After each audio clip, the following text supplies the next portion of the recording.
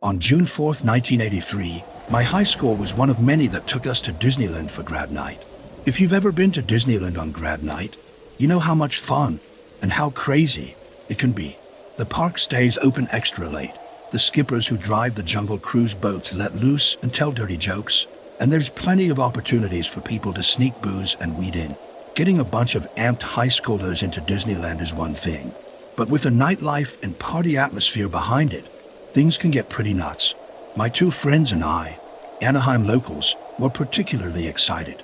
We all love Disneyland, and while we didn't visit often, living practically in the park's backyard gave us more opportunities than most.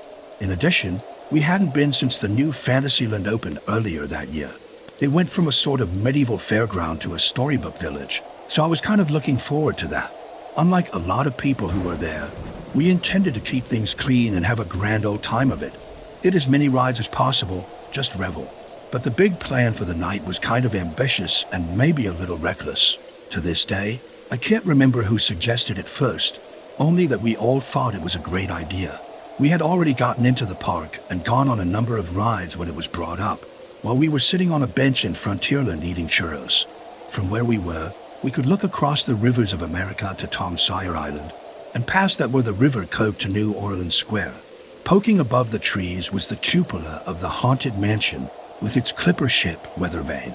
The sun had just gone down, and the sky was awash with dull orange and purple clouds, most of which seemed to loom behind the cupola. I pointed out how perfect and spooky the whole thing looked, and that got us talking about it. The mansion was a collective favorite, and being dumb kids, we agreed to do a little exploring, to effectively spend the night in the Haunted Mansion. We laughed about it as we got in line, moving past the brick columns and up the walk toward the mansion, but inside, I was a bit nervous.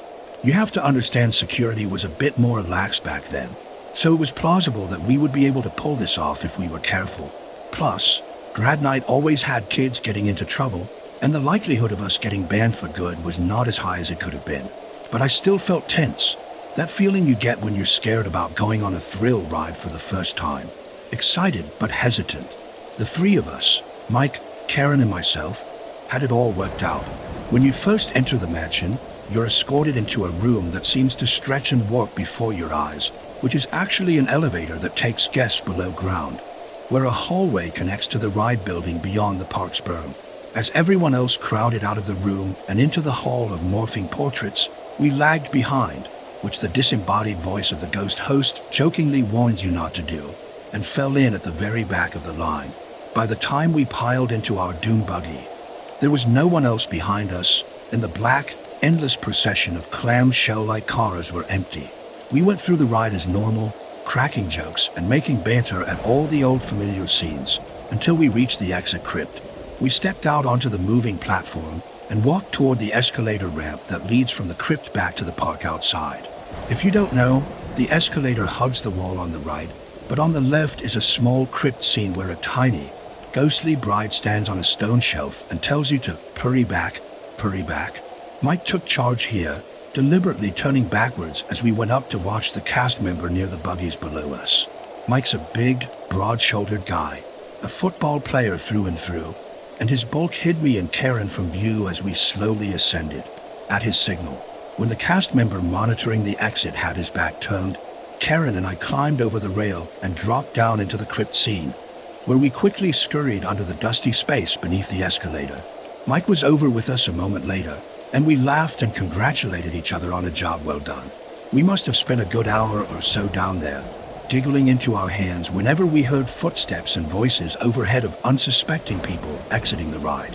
Karen even had some snacks she brought with her, and we sat there in the dark and ate and whispered to each other. It was like being in a weird clubhouse, and it felt good that we three shared this delinquency together, even as the narration of the ghost bride looped over and over again in the background.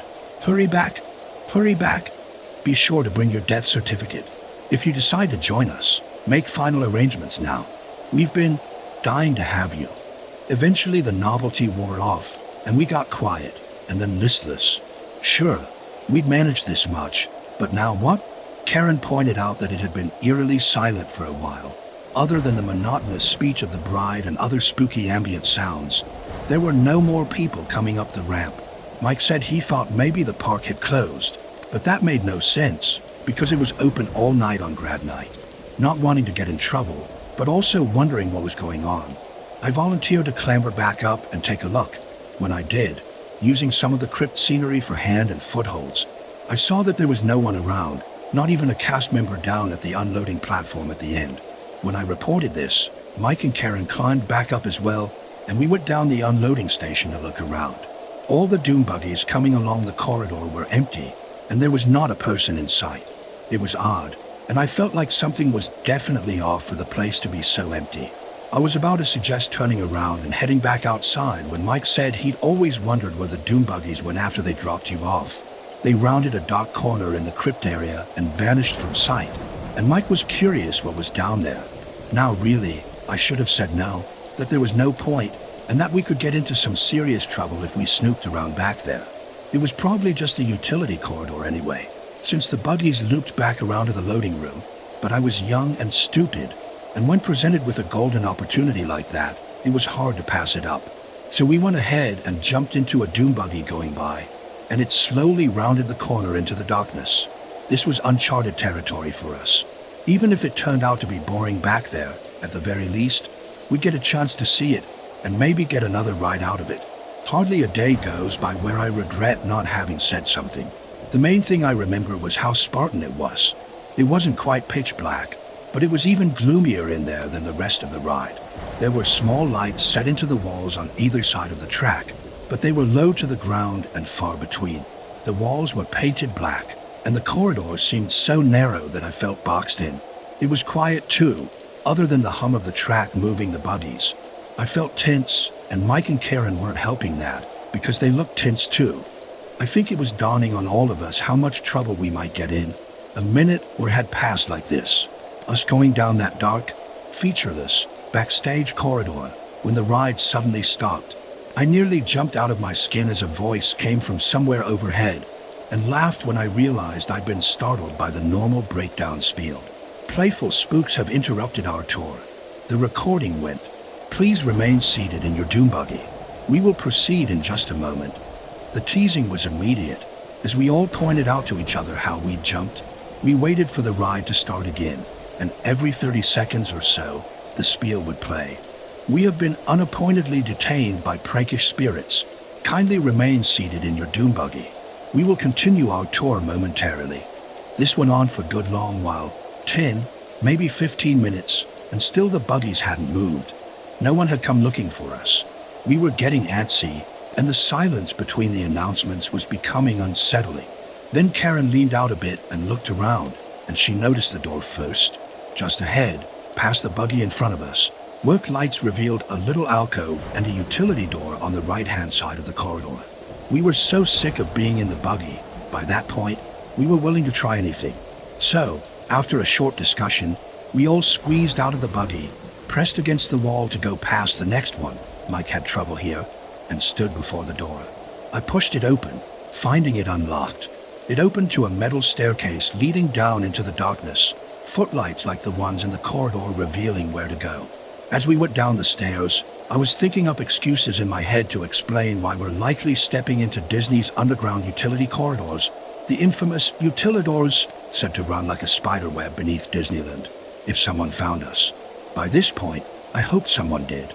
At the bottom of the stairs was another closed door with a sign on it reading, "Cast members only." We pushed through that as well, and were legitimately surprised to see that it opened into what looked like a themed hallway. Disney, even backstage, seemed to be paying attention to style, as this hall sported the purple demon wallpaper and wainscoting of the rooms above. It was even lit by candle sconces on the walls, the fake flickering bulbs coated with cobwebs and dust. Several detailed wooden doors lined the hall, with out-of-place white placards mounted to them. Each was marked as a prop room, with a corresponding number. As we made our way up the hall, we tried each door we came to and found them all locked. The first door, prop room 1, shook a bit but wouldn't budge. Same with 2 and 3. Mike chuckled and said he wondered if we would find Walt Disney's frozen head down here, but I could hear a nervous waver in his laugh.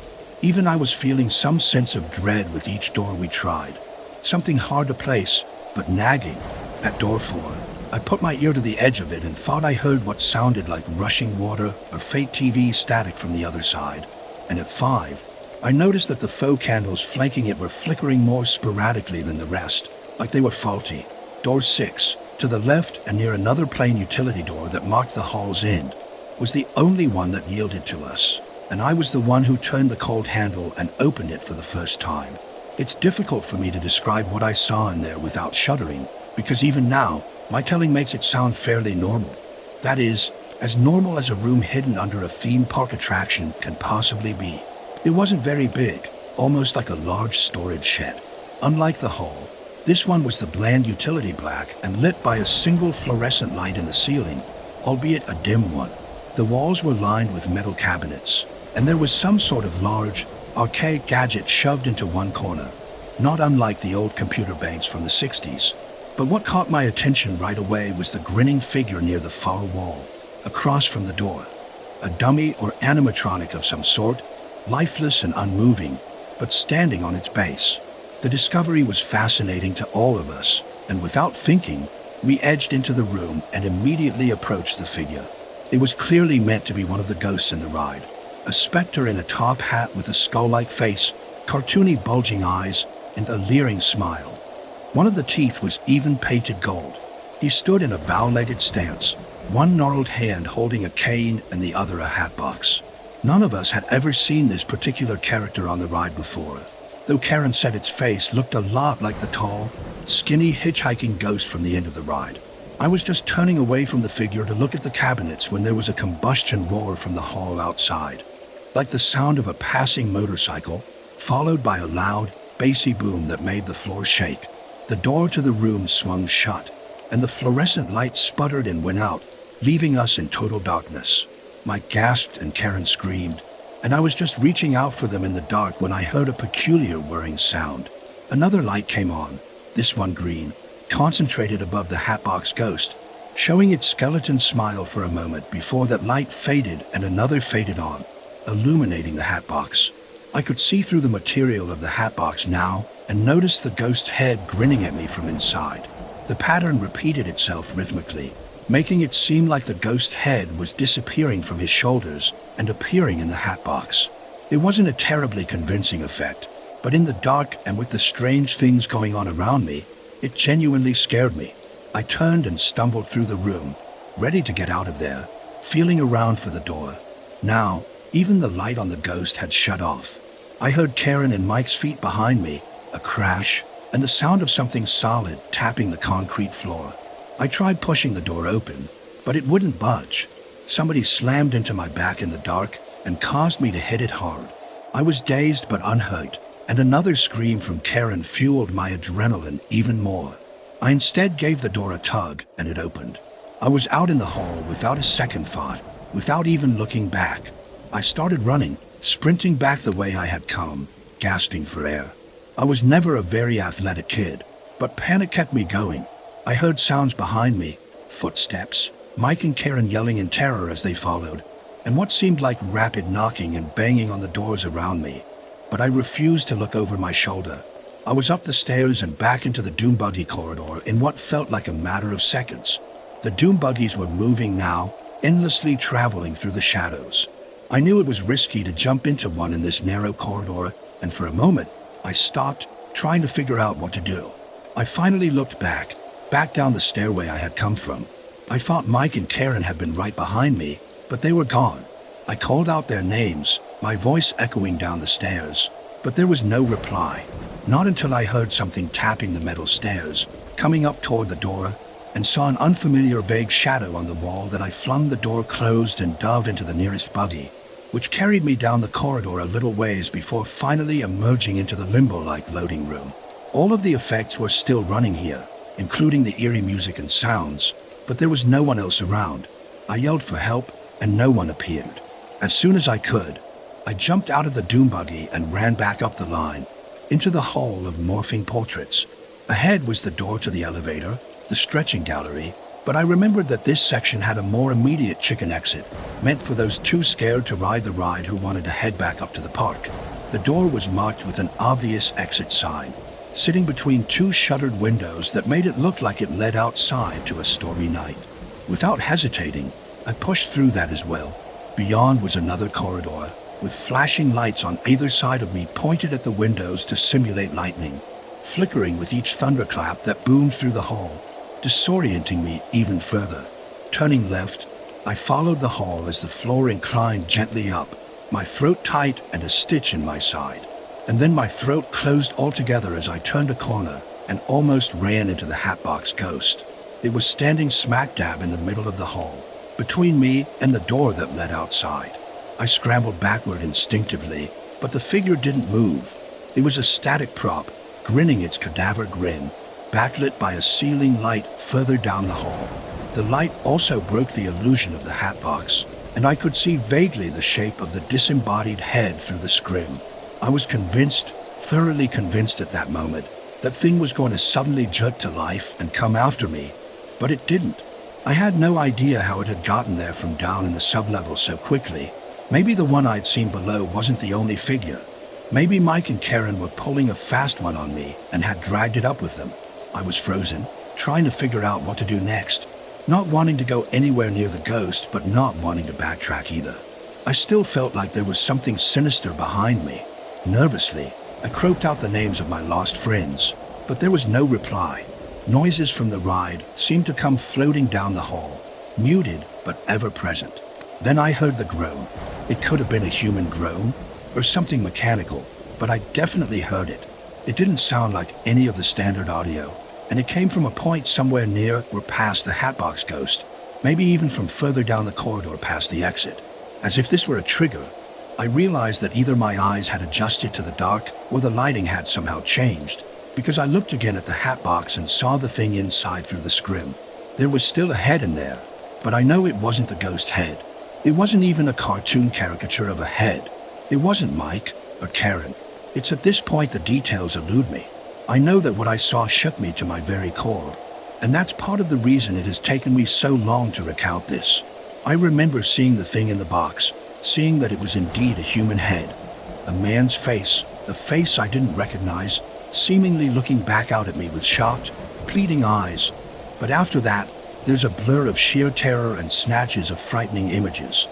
Gnarled hands, tombstones, pneumatic hissing, the stretching room going in reverse, shrinking too fast, the ceiling rushing toward me, the corpse hanging in the rafters descending on me. I try not to dwell on them too much, because now I'm no longer sure which really happened, and which were the results of the nightmares I'd have for years after. The next thing I can remember clearly after that is being on my hands and knees just outside the fence of the haunted mansion, vomiting onto the pavement, while around me, crowds of people stood. Most of them weren't paying me any mind, but there was lots of whispered talk, and a few were crying. There were red and blue lights and police cars parked nearby, but I couldn't tell why. I just sat there gulping and sobbing until a cast member finally noticed me and led me to a first aid station. Karen was there when I arrived, and she jumped up and hugged me tight when she saw me. I don't think either of us made much sense. We were both at our wits' end, but it was such a relief to see her after everything that any questions I had fell by the wayside. I'll never forget how haunted she looked, wide-eyed and pale, barely able to form a sentence without tearing up. Mike never turned up. That fateful night has never left me, and in the years since, I've slowly begun to piece together the details, trying to vainly make sense of what happened. It became sort of a private obsession, something to do in the background as I moved on with my life. First, it didn't take long for Karen and I to learn why the police cars were there. It wasn't for us. According to the reports we heard later, an 18-year-old guy from New Mexico had died while we were in the haunted mansion.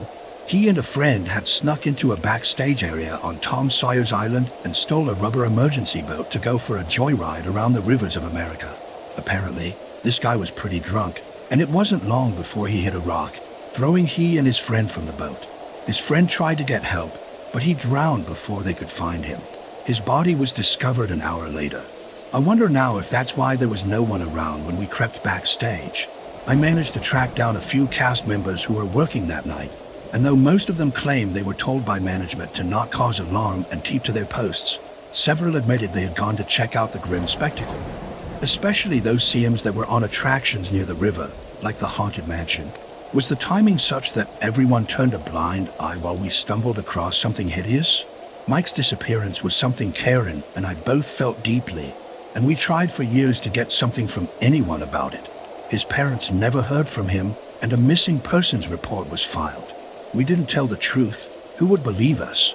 We at least tried to steer the investigation toward the Haunted Mansion, saying that was where we last saw him, but it never went that far. Disney never got implicated in the incident, of course, though the park was his last known whereabouts. Karen and I eventually drifted, probably because we blamed each other for what happened. She never expressed to me what she experienced after we got separated, either because she wanted me to feel guilty for leaving them behind. Oh, Karen, you have no idea? Or that she, like me, can only recall so much. We were both too shaken to recount to each other, but time and distance make things easier, and with the advent of the internet, there was suddenly a wealth of new information to discover. I've since begun to piece together clues. Almost immediately, I found our Hatbox Ghost. Plugging that into any search engine will turn up multitudes of pictures of that bow-legged, grinning figure that has often floated through my mind's eye in the dark. It was apparently part of the attraction when it first opened in 1969. Much of the promotional material of the ride at the time featured this character and his ubiquitous hatbox. He originally stood in the attic scene, right across from the ghostly bride with the beating heart, but was quietly removed from the ride after only a week. Apparently, the effect of his disappearing head never worked properly, or so the official account goes. In recent years, the Hatbox Ghost has gained a fan base, groups of Haunted Mansion fans that want to see him restored to the ride. It's wishful thinking, I'm sure, because that figure had to have been stored downstairs for a reason. It took longer to find out about the backstage area where the doom buggies go, that empty corridor not originally meant to be seen by guests. Disabled guests, however, travel that route all the time. Wheelchair access to the ride is done through the limbo-like loading room, and guests travel back around to this room to reclaim their wheelchairs and head back out. I've posted about it and posed queries for details about that area, but no one has given me a description that sounds anything like what I went through. It's been described as short, bland, and with some sort of catwalk going over the track, but with no mysterious alcove or obvious doorway. It takes less than 30 seconds for the doom buggies to go through, and then you're back in the loading room. I suspect Disney might have changed that area since the 80s, but why?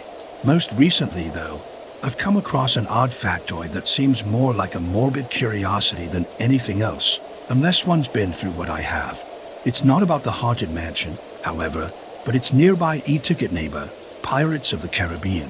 According to the story, and this has been published in various Disney-owned books, so it's no vague rumor, the Imagineers who built the ride felt that the faux skeletons of the time weren't convincing enough for the underground grotto scenes. So, they borrowed real human remains from the UCLA Medical Center, dressed them up as pirates, and put them in the caves. Let that sink in for a moment. Millions of people went by on boats and had no idea they were looking at real skeletons, all propped up in pirate garb. Eventually, a later team of Imagineers would replace these with more convincing facsimiles, and supposedly, the bones were returned to their countries of origin and given proper burial. But who's to say they were? What if something was left behind in that basement when the bones were taken? And what if Pirates wasn't the only ride that did this? The show building of the Haunted Mansion was built along with the rest of New Orleans Square in 1963, but it took another 6 years for the actual attraction to open. Why the delay? It couldn't have just been the gridlock from the 1964 World's Fair and Walt Disney's death in '66, could it? All of this is speculation, a string of understanding that raises more questions than it does answers for me. I want to get to the truth of what happened that night, but everything I found doesn't add up to a concrete explanation. Perhaps there isn't one, though I desperately want there to be. And I can't go back. I won't. Not after the things I saw and felt. I haven't set foot in Disneyland since that night. Maybe, though, maybe it's time I tried again. Karen, if you're out there and you're reading this, I'm sorry about everything. I'm trying to make it right, trying to put some meaning to this. Contact me if you can. I need to know what happened to you and Mike. Maybe you have the key to this mystery in your memories. I can't do it alone, but together, we might get to the bottom of this. For everyone else, let this stand as a testament. Some things are backstage for a reason, and a company like Disney must have a multitude of skeletons in its closets. Think twice before you pull some stupid stunt like I did, because it might not be security that finds you. Thanks for watching. Please like, share, and subscribe to listen to similar stories in future.